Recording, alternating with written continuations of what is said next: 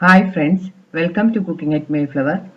ഇന്ന് ഞാനിവിടെ തയ്യാറാക്കുന്നത് ഒരു ഹെൽത്തിയും വളരെ ടേസ്റ്റിയുമായ ഫ്രഷ് പൈനാപ്പിൾ ജ്യൂസാണ്. പൈനാപ്പിളിൽ വളരെയധികം വൈറ്റമിൻ സിയും ബീറ്റ കരോട്ടിനും കോപ്പറും സിങ്കും ഒക്കെ അടങ്ങിയിട്ടുണ്ട്. ഇത് വളരെയധികം ഫൈബർ ഉള്ളൊരു ഫ്രൂട്ടാണ്. ഇത് നമ്മളിങ്ങനെ ഫ്രഷ് ജ്യൂസായിട്ട് അടിച്ചു കുടിക്കുന്നത് ശരീരത്തിന് വളരെ നല്ലതാണ്.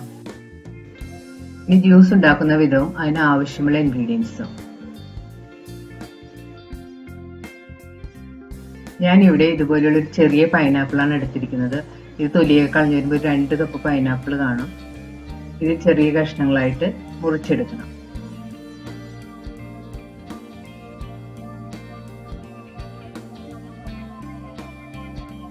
ഇനി നമുക്ക് വേണ്ടത് ഒരു നുള്ള് ജീരകപ്പൊടി, 1/4 ടീസ്പൂൺ കുരുമുളക് പൊടി. ഇത് ഓപ്ഷണലാണ്, നിങ്ങൾക്ക് ഇഷ്ടമുണ്ടെങ്കിൽ ചേർത്താൽ മതി. ഇനി വേണ്ടത് പഞ്ചസാര, കുറച്ച് ഉപ്പുപൊടിയും. ഇനി ഒരു മിക്സിയുടെ വലിയ ജാറിലേക്ക് നമുക്ക് പൈനാപ്പിൾ ഇട്ട് കൊടുക്കാം. ഇതിലേക്ക് കുറച്ച് തണുത്ത വെള്ളം ഒഴിച്ചു കൊടുക്കണം. അതിനുശേഷം അതിലേക്ക് ജീരകപ്പൊടിയും കുരുമുളക് പൊടിയും ഉപ്പുപൊടിയും പഞ്ചസാരയും ചേർക്കുക.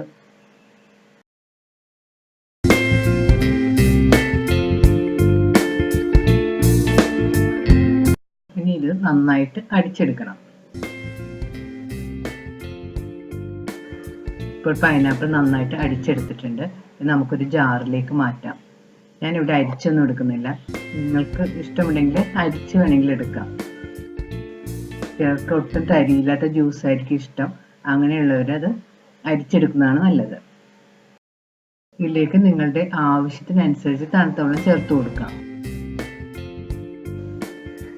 ഈ പൈനാപ്പിൾ ജ്യൂസ് നമുക്ക് ഇതുപോലുള്ള ഒരു ജാറിലേക്ക് ഒഴിച്ച് ഫ്രിഡ്ജിൽ വേണമെങ്കിൽ ഫ്രിഡ്ജിൽ സൂക്ഷിക്കാം.